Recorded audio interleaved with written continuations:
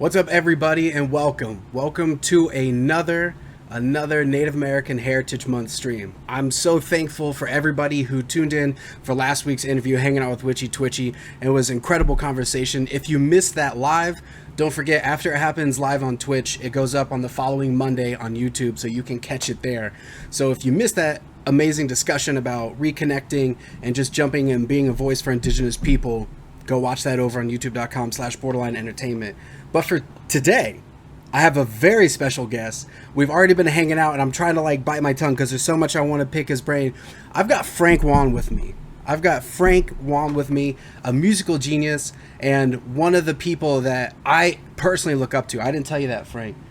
I've got Frank on the other screen, but I do look up to, because for me to see Indigenous people killing it out there, that makes me happy, because I want to see more of that, and I want also my kids to have people to look up to. Um, all I had was Garth Brooks. You know what I mean? Like Garth. There wasn't a lot of people to look up to, but we're gonna get into that. I'm gonna bring Frank onto the screen right now. Frank, thank you again so much for being here today. Thank you, Asa. It's an honor to be here, and I'm excited to chop it up with you for sure. So again, this is Native American Heritage Month. If you haven't seen all between me and so many other people on Twitter, nobody's highlighting us, Frank. I don't know if this is something that you feel, but I feel like year after year we are the ones ourselves screaming out, "Hey, we're still here. Support our voices," and especially here on Twitch. Nothing's going on, so we're here doing it. It's Indigenous on Indigenous. Nope, you're over here on the screen over here. So we're gonna make it happen. We're gonna make sure that you know it. And Frank, I want the people to get to know you. I know you, and I know that you're amazing. But let's get the people introduced to Frank. So tell us a little bit about yourself. Yes, for sure. Well, hello everyone. My name is Frank Waln. I'm Sichungu Lakota, and I was born and raised on the Rosewood Reservation in South Dakota. I'm a music artist, but I produce music. I play a handful of instruments. I write songs. I'm also an audio engineer, and I do presentations. I curate. I do like a bunch of stuff, but it all revolves around music. Seriously, jack of all trades. Uh, Amazing.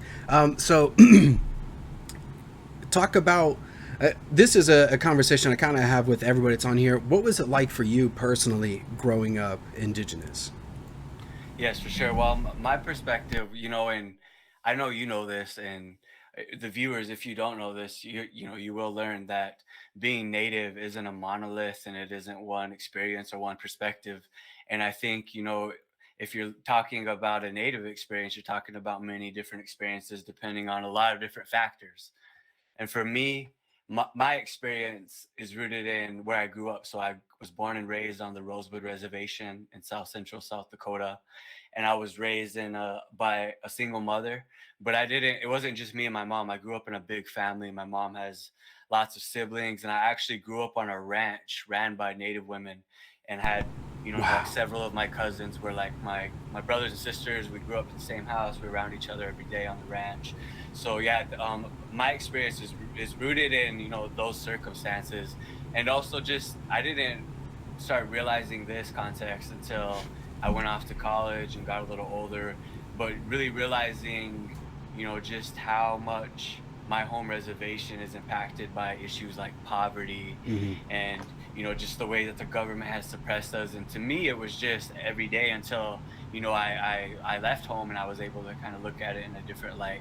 So for me, growing up native on a reservation, at the time whenever I was young, uh the it was looking back, I think it was a world of extremes. There was like a lot of extreme beautiful things. I was able to connect to my culture. Like the Hmm. land is gorgeous, my family's really tight, like basketball was really huge, that we have like a lot of land. But then there was also a lot of negative stuff on my reservation, like a lot of addiction. There's a lot of gang stuff, violence. Poverty was a big thing. There's like an 80% unemployment rate on my reservation. Jeez. So there was just a lot of issues that were shaping my life that I wasn't aware of at the time. And also just dealing with my own personal issues and traumas. um it pushed me towards music because I was a really shy kid. I was a shy person.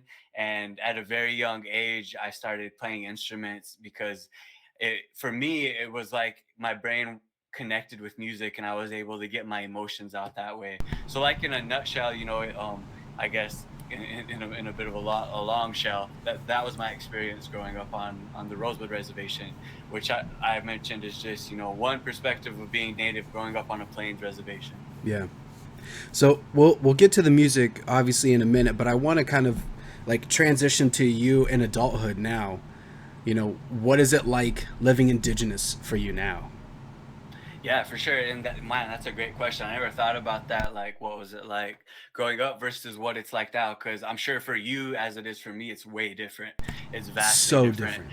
Yes. And it's almost like a 180. It's almost completely opposite of what it was like when we were growing up. Because when I was growing up, I knew I was native. I was around culture. I was around ceremony. I was around language. I grew up in a native community, but I wasn't aware of what that meant in the context of society, in the context of America, in the context of history and colonialism, because I didn't have access to that history or information because I didn't have the internet yet. I didn't get the internet Yeah. till I was 15, 16. And then not until like Twitter and stuff were we able to really start sharing our stories. And so, being native when I was younger was, I think, especially in my home state of South Dakota, it was something that made you a target, and it was dangerous to be native, especially, like I got relatives that went to prison because they're native. I have relatives that died because they're native. Just the way that the world treated them for being native. Um, and so, that was really the context of my lens when I was growing up versus now. I choose to share my culture with the world through my art. And and I've learned to become, not to say I wasn't proud of it, but now I guess I'm not.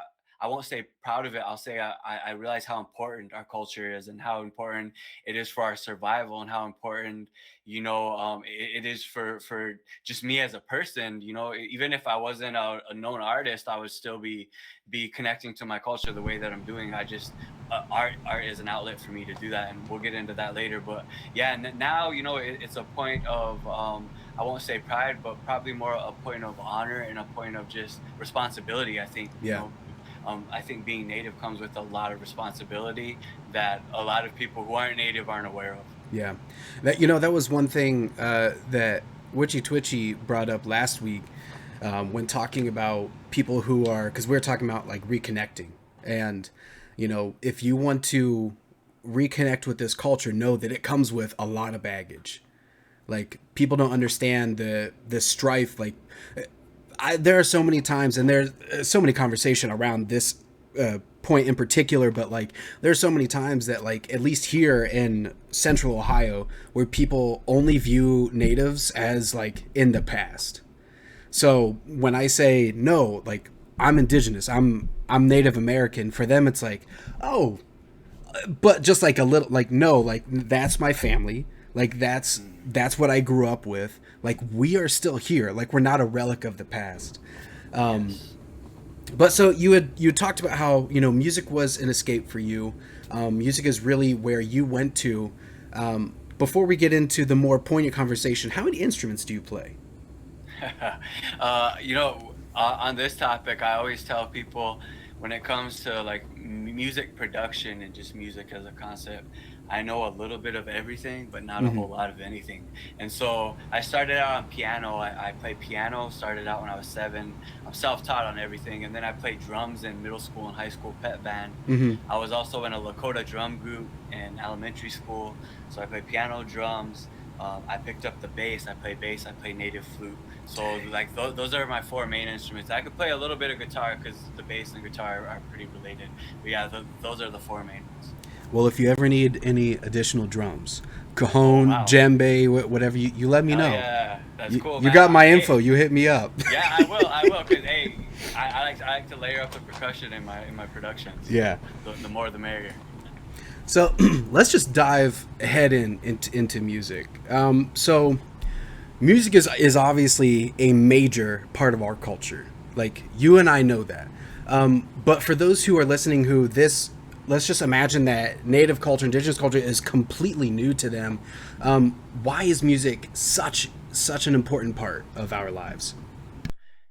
I love this question because I talk about this when I perform and present. And one of the things I say always is that Native people, we've always viewed music and sharing music, not even just performing, but I say share because it was always a communal thing, as something sacred. Even if it was not a ceremony, even if it was like a social gathering or, like a name giving or just something, not as sacred a ceremony, still the process of sharing song and sharing music has always been something sacred for us, and it's always been a key element of our culture. Like every native tribe across the world could, every continent, music is ingrained into their culture. Yeah. And for me too, I had some interesting conversations recently at Bowling Green State University with some ethnomusicologists, and I was, it kind of went against their beliefs, but I was talking about how I think music is also just a natural phenomenon that exists in nature, because if you really pay attention,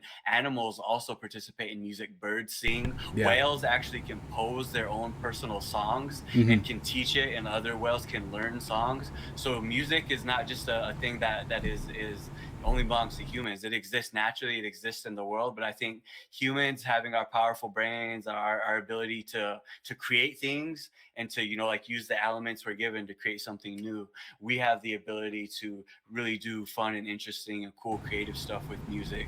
And I always view music as sacred, and I'm very intentional about how I share and what I share and in Hmm. what context I do it. So yeah, like, and for me, music is like living and like breathing air. Like I need to do it.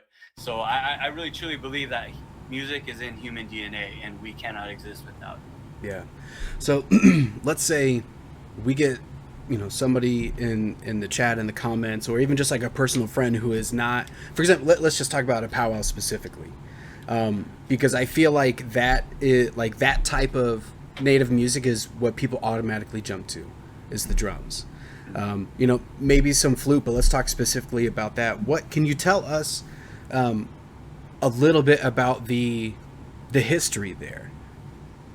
Yeah, for sure. So, while powwow specifically, powwow music, powwow was born out of colonialism and oppression, and the fact that all of our traditional songs and dances were outlawed from 1884 to 1978 for almost 100 years. So it was illegal for every native tribe in the United States to do our traditional songs and dances. But was born out of that was powwow culture, which was a more flashy social way of sharing our song and dance, but also it was flashy because then it became a spectacle for non-natives.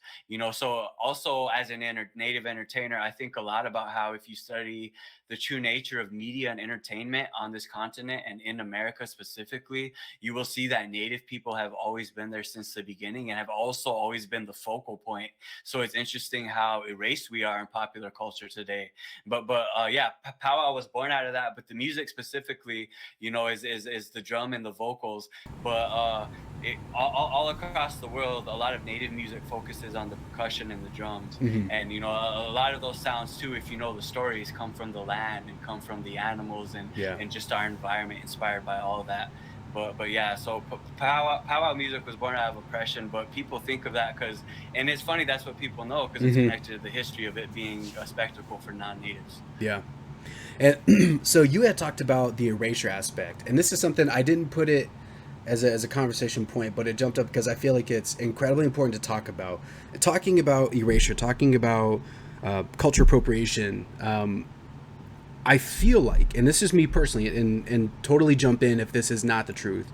We all know that our culture is appropriated in so many different ways. I feel like music is probably one of the most like popular ones to do, but most people don't know. Like I was thinking, so I was like, way back when I was pulling together like some holiday streams with like Halloween and Christmas and things like that. So of course, you want to get some of that royalty free music. I don't want to pay for Michael Bublé's Christmas music. Let me just get Yeah. like some chiptune stuff. Oh yeah. And so, I'm flipping through this library of stuff, and there's like a entire section of native music. It was like native flute high, native flute Wow. low, native Did drums, not know native that. drum, native. Oh yeah, it was like there was hundreds of songs like jumping in. And when I was like, wait a minute, how is this here? And then I scroll up to the top, looking to see who's the composer, like who's the author behind all of this. It's some no name company who is just like pumping this stuff out. Like, Yep. is that something that you have seen, that you've come across, that like people are just kind of like, and it all goes back to like everybody only knows flute, everybody only knows powwow music because people like these massive corporations or these people who just want to make a quick buck by making some song that you can just buy for a TV show or something. Let me just pump out some native, call it native flute, and there you go. Is that something that you've seen a lot of people just kind of like take the music aspect of our culture and just rip it off and do their own thing? Oh yeah, for sure. And it's funny you said that. I never thought about that, but being a producer, I know what you're talking about. Those sound libraries, those sound packs, those companies that do that. And even just in my production program, they don't have anything native, but they have like generic sounds from other cultures. It's something I think the West just does. But it was so interesting and funny to me that you said that they had like such a variety of like flute and the different native sounds, and knowing it probably didn't come from a native artist, but just that people are always looking for that sort of sound for us too, like, and that leads into a whole other conversation, but something I've been nerding out a lot about lately is the colonization of music, and how in America specifically, every single one of us, even me, but I'm trying to work to undo that, has a colonial view of music and what music is, because Right. it's been presented to us by the system and been for decades, almost 100 years, carved out and controlled by the system, to now it's like cookie cutter radio singles, and so yeah, that and speaking of, we touched on the erasure earlier whenever you started out by saying for Native Heritage Month, there was really nothing highlighting us, which I agree. Nobody I really see talking about us but us right now. But yeah, so it's connected to history, it's connected to our colonization, and it's really funny and interesting to me that the library you were looking at had that going on. It's kind of scary to me too. Also, the fact that people can do that, and a native person will listen to that and be like, oh man, like that's whack, that's a stereotype. But a non-native will listen to that and be like, yes, that's the native sound, that's what we want, that's what we need. And so it's kind of like a weird feedback loop. I think it plays into itself when people play into the stereotype or only present the stereotype, and the system wants that. The non-native people who don't know anything about us are familiar in it, and that seems familiar and safe to them, so they're always going to choose that. Dude, But that's something we always deal with as native artists, trying to be authentic. yeah. It's so familiar to non-natives. I think like, and I don't want to dive too much into it. If you want to hear more of like my story of growing up indigenous, that video is on YouTube. But I grew up in like rural suburban central Ohio, where it was me and that was it as far as like other native people. And like a small town, like you always have like all your sweet corn festival, your strawberry fest, like all these different Oh yeah. things. And there was always a booth. There's always a booth playing some, now like hearing the correlation between that random royalty free music and what I would hear at all these. There's always one booth that had native flute, and they're selling paintings of wolves and bears and Oh eagles, man. like Oh man. every single time. It didn't matter what it was. Any kind of gathering in a small town, one of those was always there. And I'm like, this is why they're so used to it. They think that this is Yes. us. And that's why now it evolved into the popular, like, that same picture, but it's a meme and a fake native quote. Yeah, yeah. You see it get shared more than the actual native information. Yes. So before we get to the next question, have you thought about like, because you also produce music and as well as Yes. make music, have you thought about like making a library of like, hey, here's royalty free music if you want to put it on your streams, if you want to put it on your Yes. videos, and but it's actually authentic, it's coming Yes. from an actual indigenous person. And like Yes. when you go to frankwaln.com, Yep. and you're getting the song pack, Man. you have to read like, this song has this, is from like this tribe, like this gives homage to this group. Yes. Like you can't get a Wow. song without knowing. Yes. I it, feel it, that. And I've been wanting to do just what you said. but I've been like trying to come out of the pandemic, but you just reminded me that I've been wanting to do that, and I think we should talk outside of this too, because I think we could work on this together. Because Yeah. I would do it, but then I know so many native artists who I could source, and be like, Yeah. hey, this Yeah. person's from the Southwest, they know what they're doing, they're dope. Like, let's see if they want to submit a few things.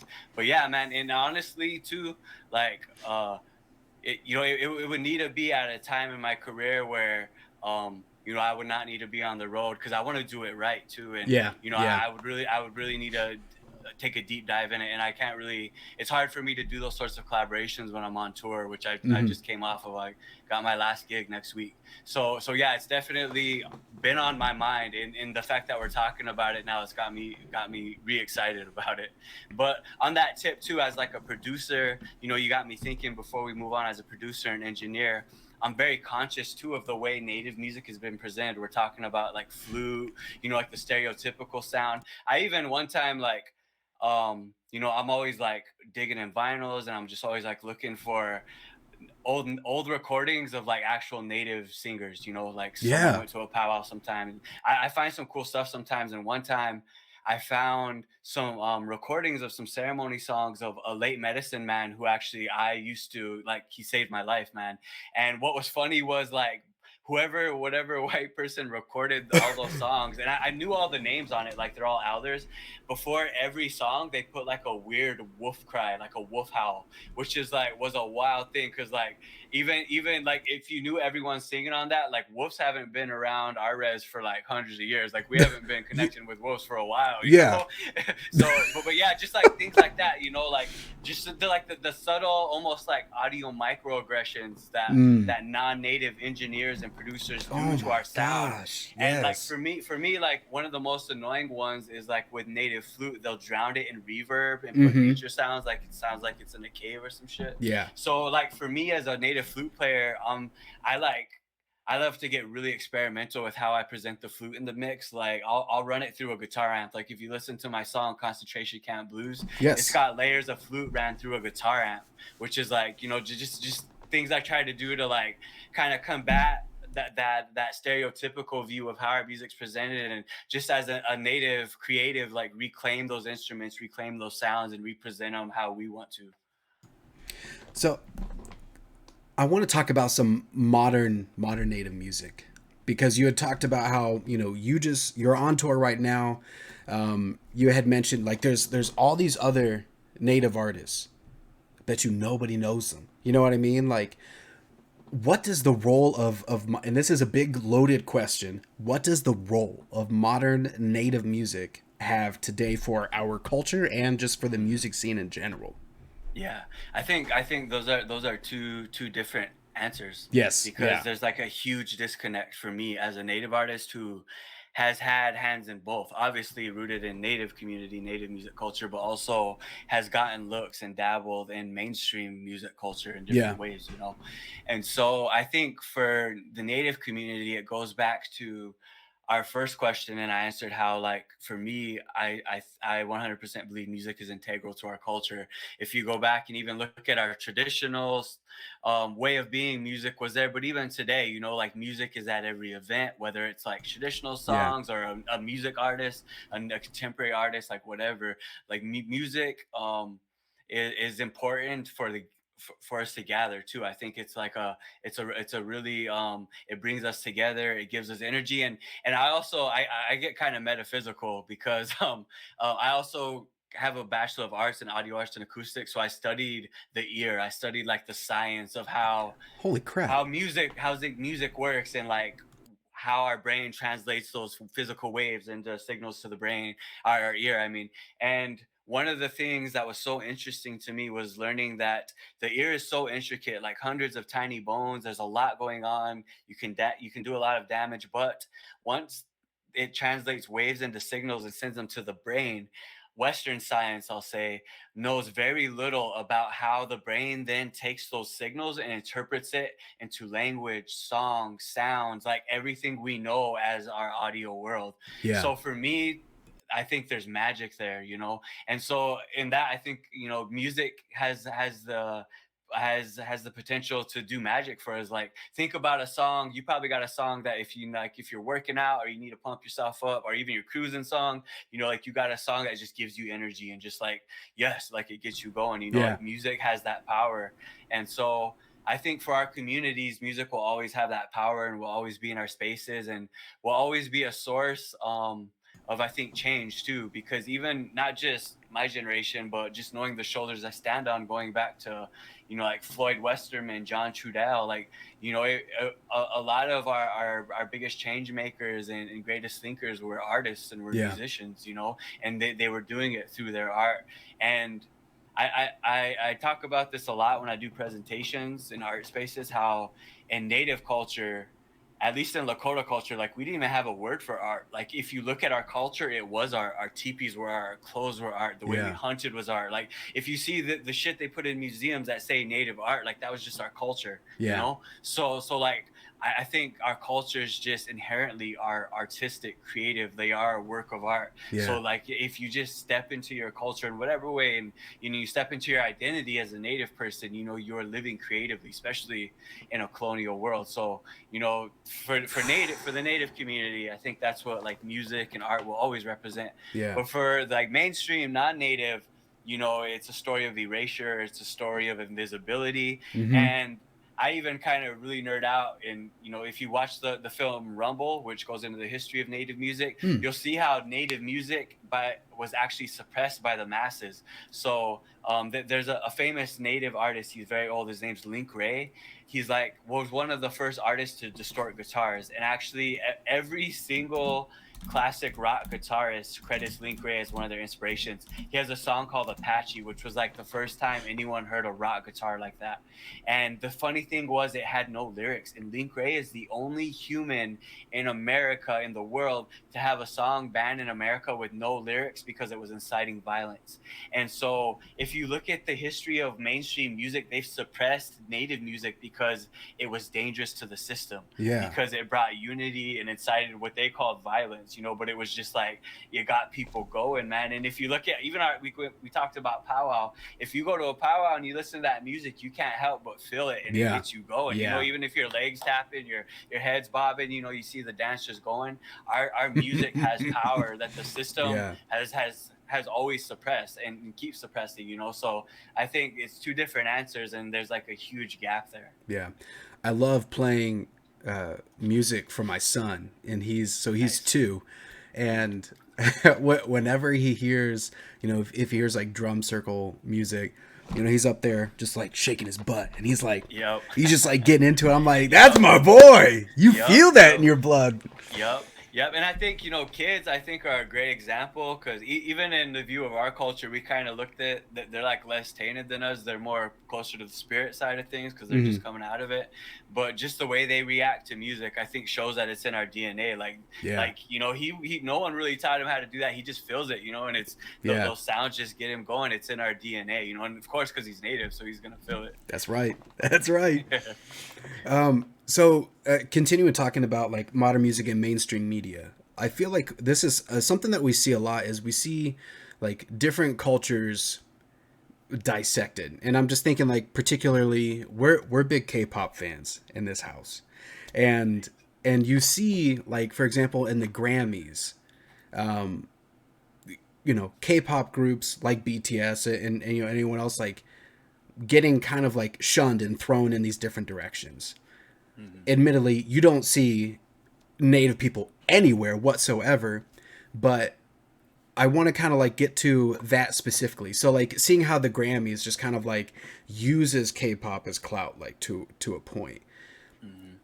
Is there any history there that you can that you can share of like what's that relationship between like those awards things like the Grammys and native musicians? Because I feel like while yes, and I'm not saying that that's a good thing or like that should not be happening, to anybody, but why particularly us? Like, why is there no representation there, like whatsoever? I don't even see nominees, bring someone in for a performance, like anything like that. So, what's that relationship between indigenous musicians and like these big glamorous music awards?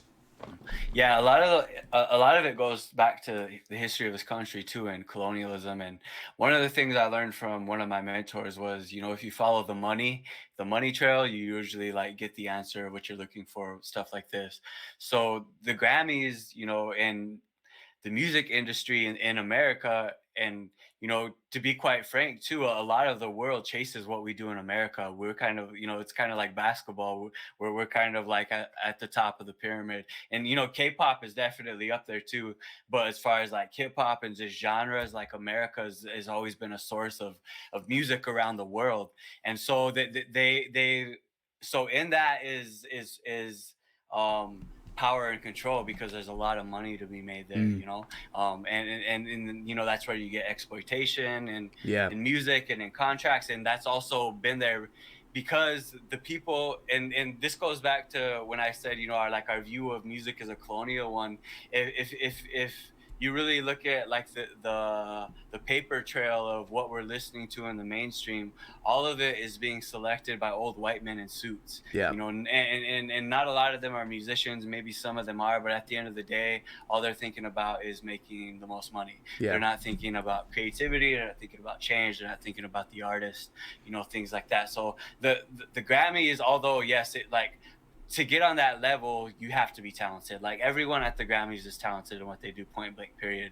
There's millions of talented artists in this country, Hmm. but the Grammys is shaped by old white dudes in suits. Yeah. And for me, like when I think I started checking out of the Grammys as an artist was when I realized a lot of their performances, like you said, they were using K-pop, they were using BTS without really giving them the respect and the treatment that they deserved in Mm, that space, yeah. for the clout and just the money and the attention that it was bringing them.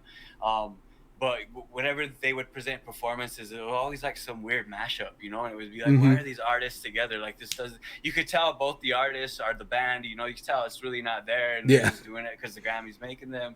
You know, and I think it just shows how I think it's a space where, to celebrate great music, great artists, but it's not going to be a space for change or creativity. It's not going to come from the top down, it's going to come from the bottom up. So it'll be like, native music bubbling up from the bottom and making its way to the Grammys, I think, before we see our respect due there. Yeah. But again, it goes back to what I said, the history of this country.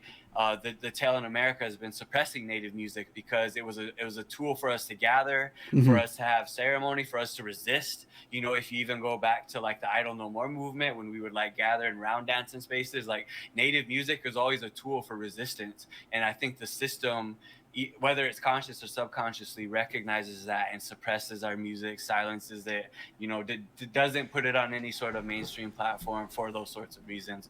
But that's not to say there hasn't been influence. If you watch the movie Rumble, Hmm. it'll go into how, like, if you really study the history of music in America, native influence has always been there. Yeah. Whether it was an artist that at the time they were perceived as black, but they might have been black and native, Mm, or it was like an artist who was brown, but no one really knew that they were native, but they yeah. they have a big name and influence music in a big way. Even like Jimi Hendrix, man, he was native, and they talk about it in that documentary. Like his grandma was Cherokee, man, and they show a picture of her. She's a native woman, and so Whoa. yeah, and so that's what I'm saying. Like it's been there, even if we didn't know about it, and it plays into that suppression and oppression. Yeah. And I think that it's on Netflix, I believe, Rumble. Okay. But yeah, but they do a great job too of like connecting Jimmy's work to his indigeneity. And even like when he did his version of Star Spangled Banner at Woodstock, knowing Hmm. he's native adds like a whole other layer of like mind-blowing deepness to it all. Yeah. Oh my gosh, I'm literally in shock right now. Yeah, man. Yeah, Jimi Hendrix was native, and he would say it. Like he was known even before I saw the documentary. I remember just older artists like always telling me, like, "Yeah, man, Jimmy was native too." Like people didn't know, but he was native and he claimed it. Oh my gosh. Okay, and you said that Rumble's on Netflix. Yes, Okay, yes, that's for my personal notes. I wrote down. I was like, ask where to watch Rumble. yes. It's on Netflix. Netflix. I'm not gonna forget that. Um, I want to talk about a few other indigenous artists. Like who's making music right now? Because that was a question that we got, and I feel like we're getting close to that Q&A time, so let's just pull that in. Hmm. Who do you recommend to check out as someone who's like, okay, after hearing this conversation, Frank, Asa, okay, I need to start supporting indigenous music. Where do I go aside from Frank already followed on Spotify, Apple Music, everywhere else? You know what I mean? Who else do I add Definitely. to that list?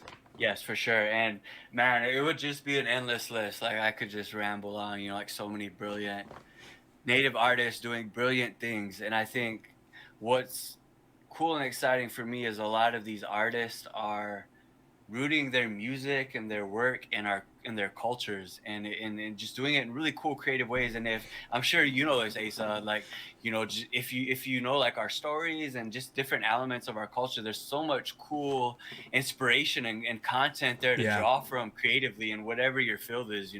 And so like for me, just off the top, there's a black native artist. She's like a singer rapper. She's just a musical genius. She goes by Mumu Fresh, MUMUFRESH, Mumu Fresh. Okay. Yeah, and I think she's out of like the southeast sort of region, but yeah, she's doing like great things. She's like actually one of like Jazzy Jeff's go-to singers when he records and tours. She like does big things in mainstream too with a Whoa. lot of dope artists. Yeah, she's cool. Actually, her and I are talking about some collaborations right now. I'm gonna do some instruments for some stuff she's working on. There we And go. she also does really cool stuff with looping. She's just incredible. And then I also recommend a sister out of the Southwest. She's a singer songwriter. She also does some hip hop, but she does like a cool blend of a lot of genres. Lila June is her name. I don't know if you ever heard of her. Uh-uh. Yeah, definitely check her out. And she's got some really cool videos on YouTube that have gone viral and have like over millions of views. She's doing really cool things. She's also like just a really great thinker. She's a scholar. She does a lot of work around indigenous food systems. She's an Mhm. awesome person. A native rapper out of Minneapolis, Tall Paul. I don't know if any of y'all know about him, but he just dropped a project about the life of Jim Thorpe that he's been working on Ooh. for the last several years. And what I love about Tall Paul, a few things. Number one, he was one of the first native rappers I seen that was using rapping in his language. He's Anishinaabe, Mm-hmm. and he used like a grant in this like organization wanted to do a music video for him. So he did this song, and it was about the struggles he was having being an urban native trying to learn his language. Mm. Because Anishinaabe is like a really hard language to learn. I mean, Yeah. all native languages, but it's super tough. Yeah. The words are like this long. Yeah. And so it's a really cool song, and it's honest, because he's like talking about how it's a struggle, and then the chorus is in Anishinaabe, and it flows so poetically. And now like I do it, a lot of other people do it, but he was one of the first that I heard of when I was just like it blew my mind. Yeah. And now he did the project about Jim Thorpe, and he's like a history nerd too. So he really likes to write songs about like something he really knows about and studied about. So he actually went to where Jim Thorpe was from in Oklahoma, talked to his relatives, like did a lot of research for this project, and I think he just released it these last couple weeks. Let's see. And another dope brother. He's Anishinaabe, Mike Jordan. He's hip hop, but he does some really cool stuff on the guitar. So it's MICJORDAN. Okay. He also is the creative director for Indian Collective, big native nonprofit. Yeah. So yeah. He's doing big things. He's a good brother. And I think there's like maybe one more. Oh, some OGs, some of the elders, some of the mentors. I don't know if any of y'all ever heard of Ulale. They're a Mm-hmm. group of native women singers, but like I know them all personally as like sisters and aunties, and oh my god, I hold them such special place in my heart. And anytime, I don't know if you ever got to see them perform, Asa, but like, No. dude, it literally give you chills. Like it'll literally like your spirit will freaking leave your body, man. Like My it's gosh. so powerful seeing them perform together when they like, oh god, their voices are so powerful. But Ulale for sure. And then just another OG, grandpa, or not grandpa, but Uncle Kisakola. I don't know if Hmm. y'all know Kisakola, but he was like one of the first native artists to do cool creative stuff in the mainstream. He's like an old rocker. Like he Yeah. has stories of like being out doing shows in Europe with Nirvana in the green room and shit. Like this dude had a conversation with Kurt Cobain before. He's like Whoa. he's been around, dude. He's dope. But what kind of like gave him his fame was he wrote a song called Indian Car, which is about like, you know, having an Indian car and the whole concept of having your busted Indian car. And you know, I know him personally. He's a mentor to me. I've like played keys in his band. I've done songwriting workshops with him. I've engineered with him before, for him before, and so I got to hear his stories. But with Indian Car, if you listen, he kind of like took the way we sing 49 songs and he put it in a Hmm. rock song, like, and he kind of put it on the guitar like Yahweh Yahweh. It's like do do do do, and he's like singing the vocables while he's doing it on the guitar in a really cool way. And it was like a big song of the time. Indian Car, it's like a classic. But yeah, I'd say that's a good place to start. And I'm gonna throw in two friends of mine, Yes. um, Juby Dooby Doo. He, Okay, I he's love the name. he's a streamer. You can see him on Twitter as well. He's always posting, doing riffs and things like that. If you go back and watch the, of course, I want people to watch the entire thing. But if you watch last year's Indigenous Peoples Day celebration showcase, there's a part where like you could kind of like see some of his music, like he in a montage, and then my friend Noah Watts. Okay. Noah, who most people know him as Connor from Assassin's Creed 3, but Noah plays a lot of music. Really? Yeah. So That's Noah cool. Watts people as well. Add Juby Dooby Doo and add Noah Watts to that list. Can you send those to me in the chat by chance? Yeah. I'll text those over to you. Another question for you is so last week we were talking about like you and I had talked about Prey. Witchy Twitchy also told me about how like Disney has like a few movies that like you can watch with native languages, and I was like mind blown. Wow. Do you know of any movies or TV shows where either an indigenous artist is featured or maybe they did the entire soundtrack? Ooh. Anything like that? I know that's kind of like a boom on the Yeah, yeah, spot. yeah. Yeah. No, I think outside of, you know, like the really popular ones right now, like the Rutherford Falls, the Reservation Dogs, like Yeah. the complete native ones, none really come to mind. But yeah, I got one. I'm gonna nerd out, but it's contemporary, but it's also I think historical. So if you study like the filmscape of Martin Scorsese, Hmm. um, he did a music documentary with this group called The Band. I don't know if you ever heard of The Band. They like Uh. backed Bob Dylan when he went electric. They're like considered a classic American band. But what's interesting, and they talk about this in Rumble, the lead songwriter in the band had like three dudes that contributed as songwriters, but like the main driving force of the band was a native guy from Canada named Robbie Robertson. Whoa. And Martin Scorsese was a huge fan of the band, and so he like did a famous music documentary about them. And him and Robbie became really good friends. And from then on, Robbie Wow. Robertson did the score for all Scorsese's films, like Wolf of Wall Street. I forget the others. Yeah, we're all done by a native guy. Yeah. I just Yes. became a Scorsese fan. Yeah, yes, for sure. So What? check it out. Robbie Robertson and Martin Scorsese. I forget which one's right off the top, but I know definitely Wolf of Wall Street, and like a lot of his work after he did that documentary. The music was scored by Robbie Robertson, and Wow. or Robbie was his music director, like for the whole thing, and like helped him pick the songs and stuff. Oh my gosh. That Yeah, you're and then too, literally like dropping so much knowledge on me right now. dude, I'm a music nerd, man. And Robbie Robertson too is a big inspiration to me. And he actually has an album called Robbie Robertson and the Red Road Ensemble: Music for Native Americans. That's like that album is mind blowing. He has a song with Eulale on there, and he worked with like a lot of Native artists. And the way he just blended like contemporary progressive rock with Native music Yeah. is like mind blowing. And it inspired me to like do what I do. Yeah. Oh my gosh. All right, I gotta try and stay focused. I'm gonna be checking out so much Robbie Robertson after this. Yeah, man. Let's talk about what you do. Let's Yes. talk about because now we're gonna get into. I want to know. I mean, I know, but I want people to know where they can support you. Where is your music? Where can they find you? How can people support you and your music? Yes, for sure. Well, I'm an independent artist, so everything I do is like from me. Even Hmm. I even manage myself. It's been a lifelong process. I'm a small business owner. I have a small label, a small publishing company. So I self-release all my stuff. So, Mm. anything you do, even if you don't want to listen, even just to share, like whatever, it all helps. Yeah. And so my music is on all streaming services, Apple Music, Spotify, anywhere you listen to music, YouTube, my music will be there. You Hmm. just look up my name, Frank Waln. I got music videos on YouTube. I also got different videos.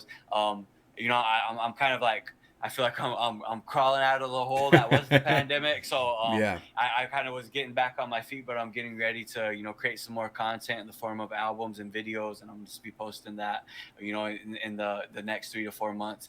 So you could follow me online too, social media, Twitter or Instagram. I have a Facebook.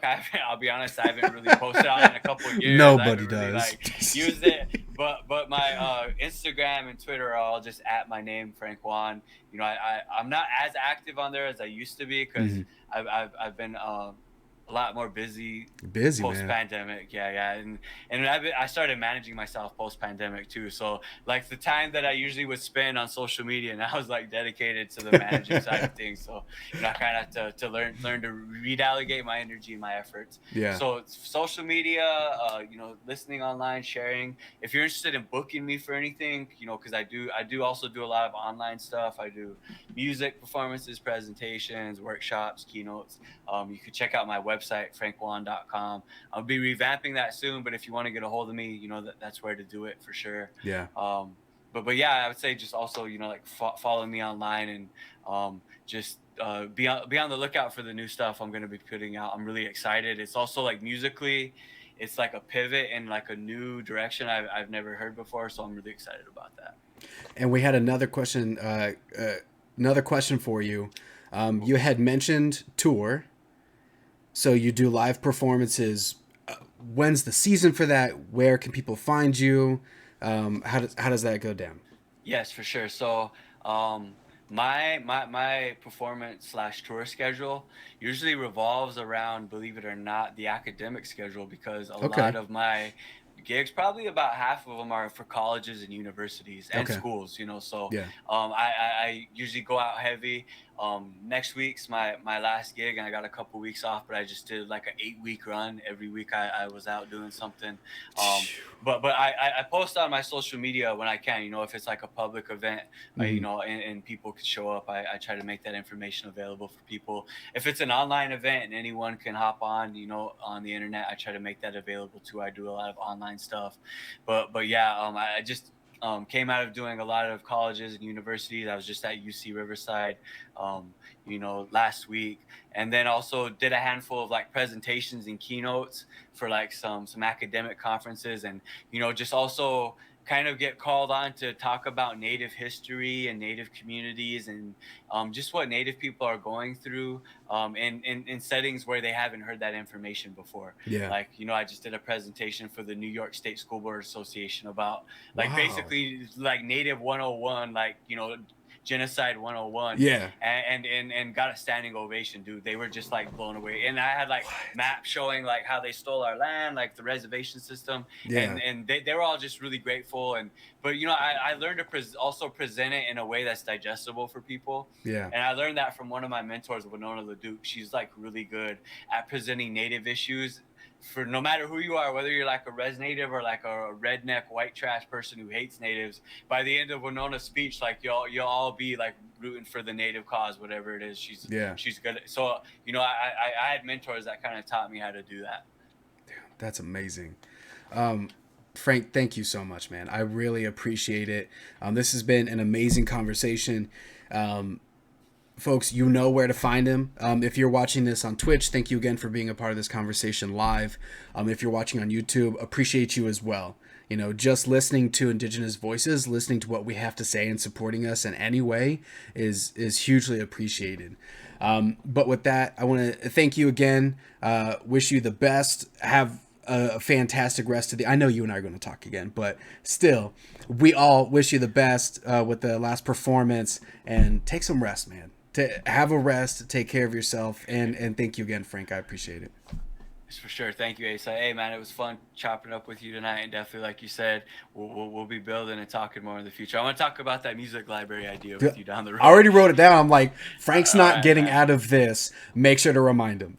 Yeah, for sure, for sure. I'm super interested. It's been there, and no one I've ever talked to was like, "Hey, I'm aware of this thing. We should do something about this thing." Yeah. So I want to talk with you. Good. All right. Well, thank you everybody again for watching. I hope you have a fantastic Native American Heritage Month. Don't forget, find out whose land you're on. Donate to land back causes. Please support Indigenous creators everywhere of all kinds. Yes. And be well.